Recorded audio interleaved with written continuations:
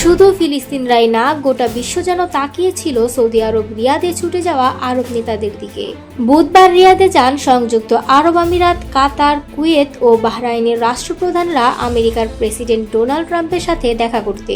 মুসলিম বিশ্বের আশা ছিল এবার হয়তো গাজায় চলমান ইসরায়েলি নৃশংস আগ্রাসন বন্ধের জন্য আমেরিকার প্রেসিডেন্ট ডোনাল্ড ট্রাম্পের কাছে অনুরোধ করবে তারা। এবার হয়তো গাজাবাসীরা খাবার পাবে।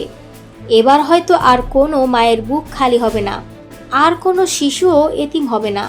কিন্তু 2 দিন হয়ে গেল, এমন কোনো বিষয়ের ঘোষণা আসলো না।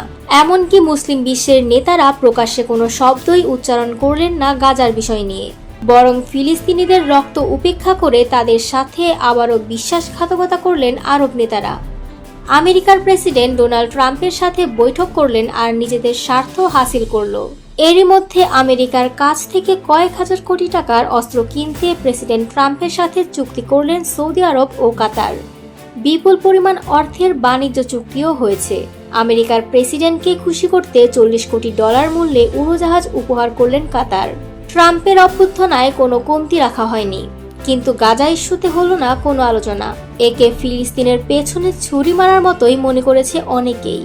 ফিলিস্তিনের বদলে রাশিয়া ও ইউক্রেনের যুদ্ধ বন্ধ নিয়ে অনেক বেশি তৎপরতা দেখা গেছে ট্রাম্পকে।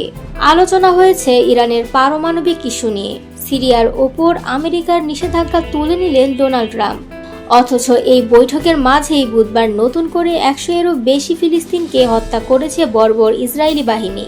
পশ্চিমা বিশ্ব ও মুসলিম বিশ্ব কেউ ফিলিস্তিনিদের জন্য কোনো পদক্ষেপ নিল না।